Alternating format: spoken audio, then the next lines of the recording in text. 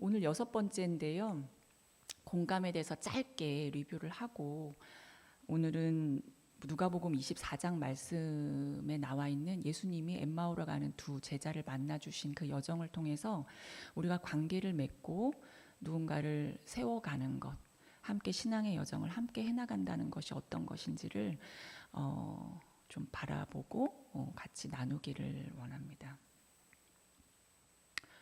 한자가 빠졌는데 일단 공감이라는 거를 정의를 뭐 다시 언급하기, 공감이 뭔지 이게 느낌적으로 경험적으로 다 알고 계실 건데, 공감이라는 거는 상대방에게 네가 그러했다면 뭔가 이유가 있었을 거야 라는 마음의 전제를 갖는 거.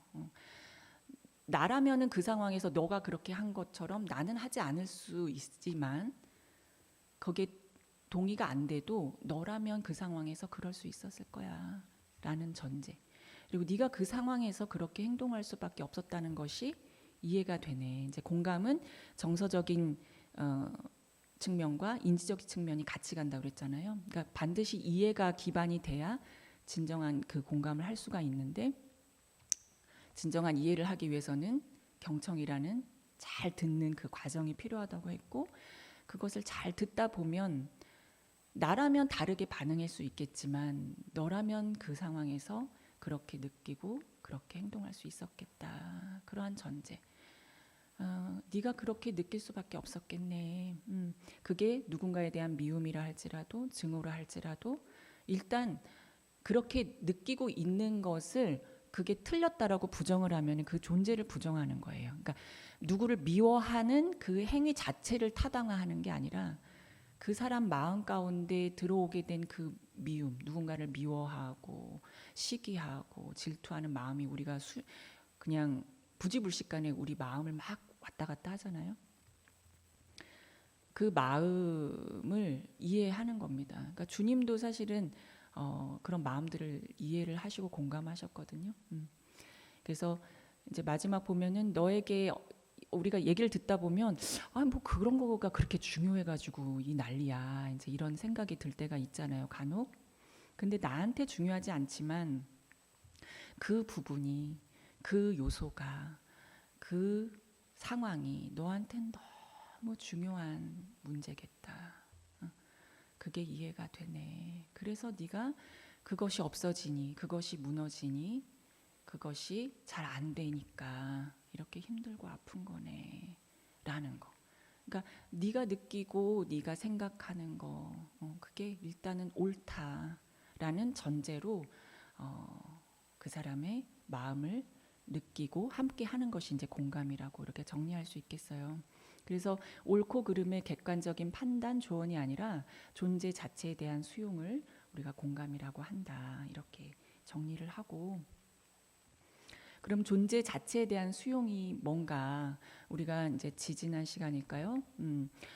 그 마음도 발달해 간다고 했고, 발달을 위해서는 양분이 필요하다고 했습니다. 그러니까 우리가 영혼이 성장하고 성화를 이루어 가기 위해서는 말씀이 우리 안에 들어와야 되고, 또 우리가 육신이 자라기 위해서는 영양소들을 골고루 잘 먹어야 되고, 마음이 잘 발달해 가기 위해서는 여러 가지 뭐 격려, 지지, 공감, 수용, 뭐 여러 가지가 있지만 이렇게 그런 것들을 받으면서 마음도 이렇게 발달해 간다고 했어요. 그래서 공감이라는 거를 이제 그래서 그 중에서 하나를 집어서 설명을 드렸던 거고, 공감이 존재 자체에 대한 수용인데, 존재 자체에 대한 수용을 어떻게 다르게 표현할 수 있냐면 심리적인 산소를 공급하는 거다.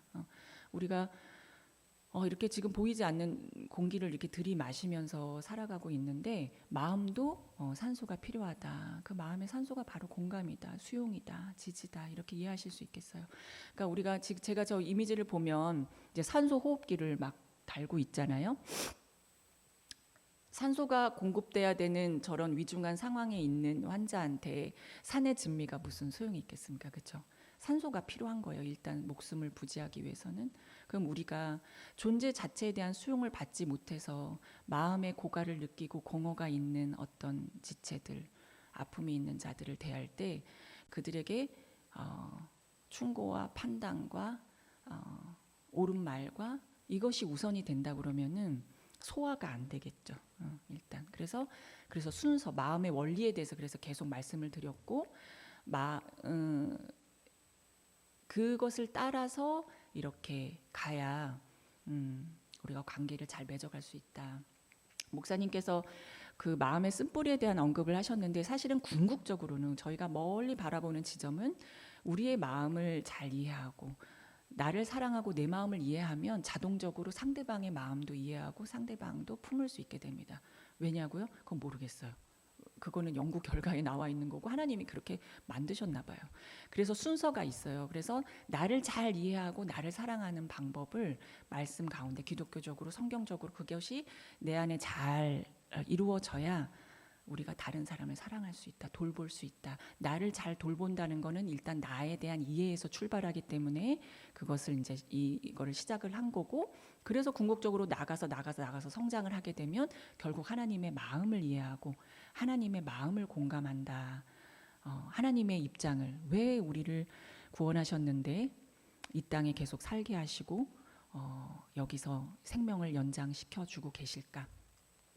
그 하나님의 마음을 공감하는 데까지 가보려고 이제 저희가 이거를 시작한 거잖아요. 그래서 궁극적인 목표 그 지점을 이제 마음속에 잘 새기시고 이 여정을 갔으면 좋겠고, 10주라는 언급을 안 한 것 같은데 10주까지만 하라고 말씀하시는 건가요? 일단은 중간에 방학은 있을 거예요. 여름 때.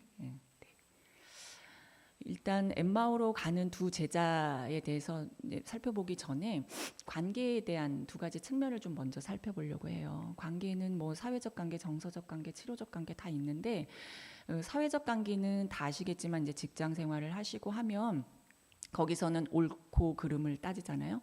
이게 옳으냐 그르냐, 잘했냐 못했냐, 성취가 있냐 없냐, 얼마나 했냐, 그러니까 양적인 평가를 한단 말이에요. 그러니까 결과 중심적입니다. 사회적 관계는. 그 사회적 관계는 그 사랑이 전제돼 있지 않죠. 정서적 관계는 친밀함이 중요합니다. 대표적인 예로는 가족 관계가 정서적 관계라고 할 수 있는데, 이 정서적 관계는 관계 중심적이고 과정 중심적이고 상호작용을 해나가는 그 과정이 굉장히 중요한 거고 사랑이 전제가 되죠. 그래서 짧은 예로 가족 관계가 굉장히 정서적인 관계인데, 가족 관계를 사회적 관계로 이해하시고 자녀와의 관계에서 또 부모와의 관계에서 옳고 그름을 따지고 잘했냐 못했냐를 따지는 것이 우선이 되면 관계가 깨어지게 되겠죠. 그러니까 옳고 그른 것을 따지는 것이 잘못됐다는 게 아니에요. 그러니까 순서를 말씀드리는 거, 마음의 원리, 마음에 빛을 비추는 거, 질문하고 듣고 그 어둠에 빛을 비추기 위해서는 저희가 해야 되는 것들에 대해서 말씀을 드렸잖아요.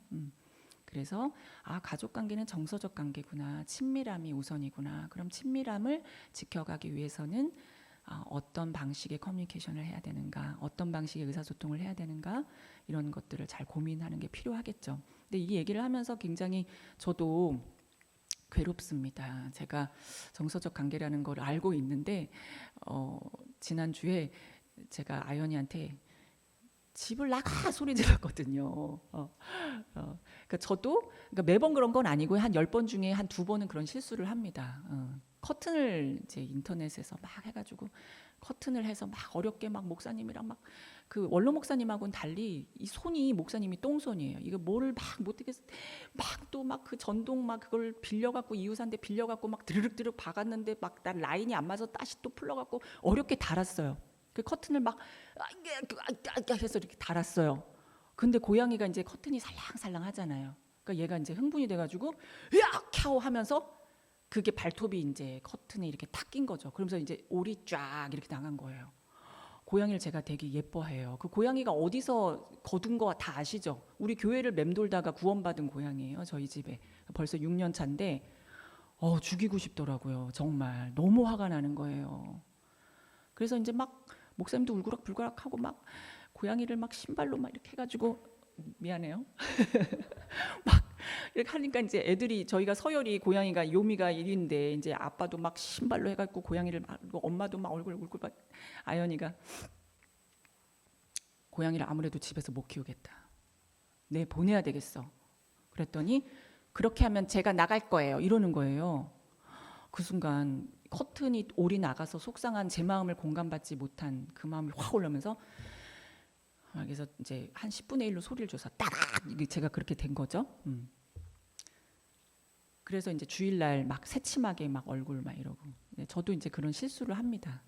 아, 요미가 너한테 정말 중요하구나. 그래 한번 얘기를 좀 해보자. 이렇게 했어야 되는데 저도 그렇게 안 될 때가 있죠.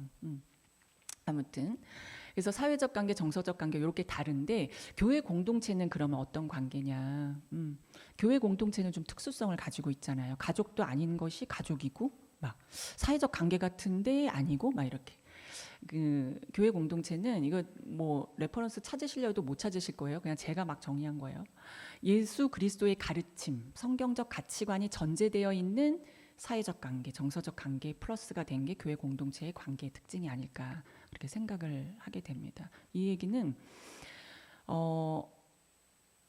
이따가 본문에 보면 예수님이 동행을 하시면서 이렇게 제자들과 함께 이렇게 걸어가시지만 중간에 그 중요한 말씀, 팩트를 말씀을 하시거든요. 잘못 알고 있는 거에 대해서 정확한 지적을 하시고 올바른 깨우침을 갖도록 시도하시는데 교회 공동체도 옳으냐 그르냐가 분명히 있어야 되고 잘했는지 못했는지에 대한 구분이 있어야 되고 그리고 성취 자체가 목적은 아니지만 얼마나 했는지 성취가 있는지 물론 이제 양적인 결과 중심적인 건 아니지만 개개인의 질적 변화가 있는지 그러니까 한 영혼이라도 하나님께 가까이 나아가고자 하는 데에 교육자든지 직분자든지 리더십들이 얼마만큼 애쓰고 있는지 이런 것들 객관적인 평가가 필요한 거거든요. 그래서 지지난주에 교육자들께서 다 늦은 시간까지 모여서 부서별로 모든 항목들을 다 평가하고 그 피드백을 나누고 했던 거거든요.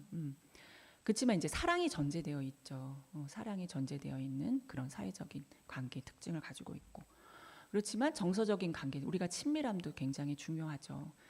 바깥에서 경험할 수 없는 그 친밀함이 우리 교회 공동체 안에도 있어야 되는 거죠. 그래서 관계 중심적이고 우리 인간을 관계 중심적으로 하나님께서 창조를 하셨으니까 관계 중심적으로 우리가 잘 공동체를 이루어 나가야 되는 거고 그리고 과정 중심적이고 우리가 성장이 한 번에 뿅 하고 막 빅뱅 이론처럼 막 한 번에 뭐가 되고 이게 아니라 과정이잖아요.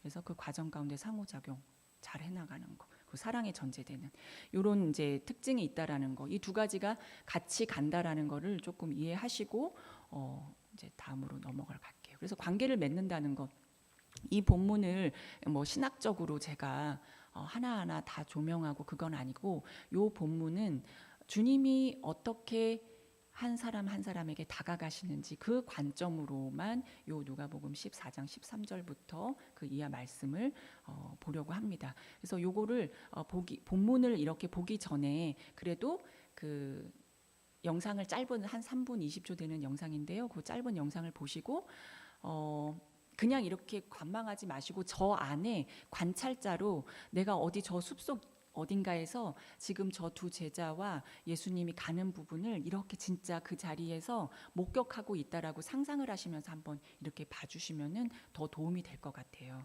그래서 목사님 틀어주시면은 보겠습니다.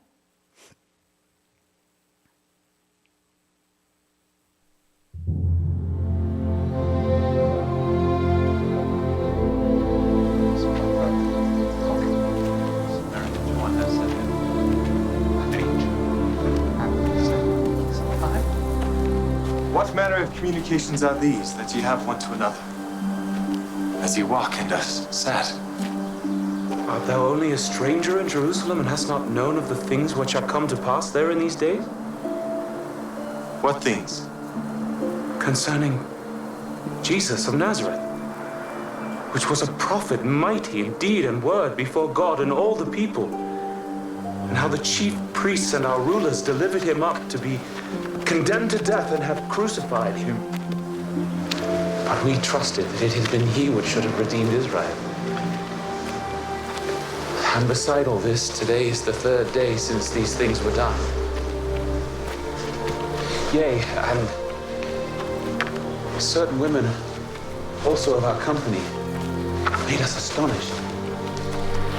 which were early at the sepulchre. When they found not his body, they came saying that they had also seen a vision of angels, which said that he was alive. And certain of them which were with us went to the sepulchre and found it even so as the women had said. But him they saw not.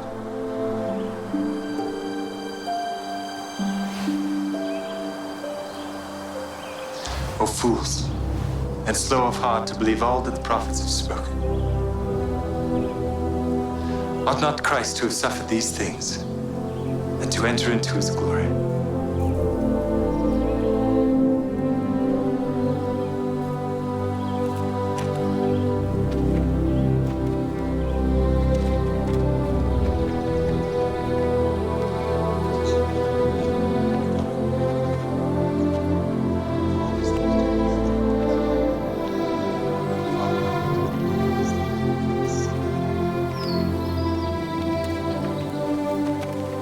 Abide with us, for it is toward evening, and the day is far spent.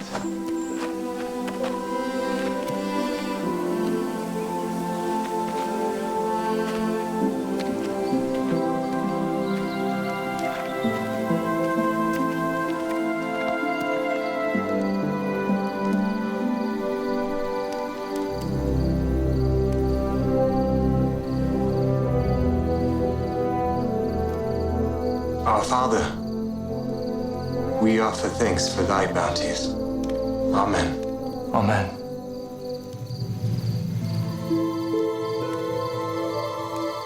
Did not our heart burn within us while he talked with us by the way, and while he opened to us the scriptures?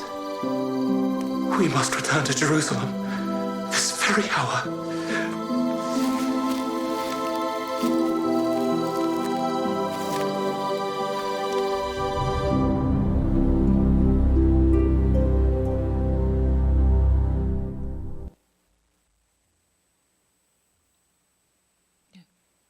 잘 보셨죠?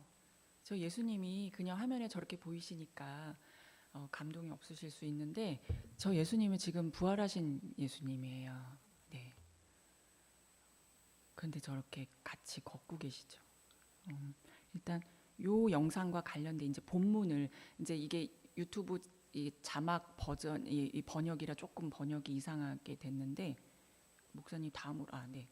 본문을 한번 쭉 같이 이제 보면서 예수님이 어떻게 모델링이 되어 주셨는지 제가 저 타이틀 안 바꿨네요.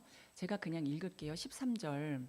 근데 13절 이전에는 어떤 상황이냐면 일단 예수님께서 십자가에 못 박혀 돌아가시고 부활하셨는데 이제 부활하셨으니까 부인 무덤이 있잖아요. 그러니까는 뒤에 본문에 이제 나오지만 여자들이 이제 찾아갔는데 예수님은 없고 빈 무덤만 보고 그런데 거기서 천사들이 나타나서 이제 예수님이 너의 살아생전에 하셨던 이야기들을 상기시켜 주면서 그래서 이제 여자들이 어머 그렇대 그러고서 이제 사도들한테 가서 예수님 부활하셨다 이제 이런 스토리가 이제 있는 거예요. 그래서 그런 것들을 다 들은 상태인 거예요. 절의 그 스토리가 간략하게 보면 그래서 13절부터 보면 그런데 마침 그날 그들 가운데 두 사람이 그들 가운데 하면 그 얘기를 들었던 그 무리들인 것 같아요. 두 사람이 예루살렘에서 한 30리 떨어져 있는 엠마오라는 마을로 가고 있었다. 세 번역입니다. 한 30리면 찾아봤더니 11.2km 정도 된대요. 그들은 일어난 이 모든 일을 서로 이야기하고 있었다. 그들이 이야기하며 토론하고 있는데 예수께서 몸소 가까이 가서 그들과 함께 걸으셨다.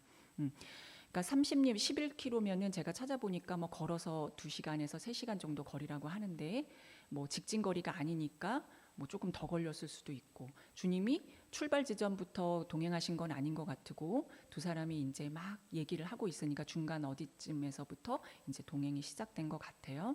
근데 14절에 보면 제가 블럭 좀 볼드체로 했는데 이 모든 일들을 서로 이야기하고 있었던 거예요. 그러니까 이제 예수님과 함께 있었던 이야기. 근데 어떻게 예수님이 이렇게 훌륭한 예언자셨는데 어떻게 이렇게 속절없이 죽을 수가 있지?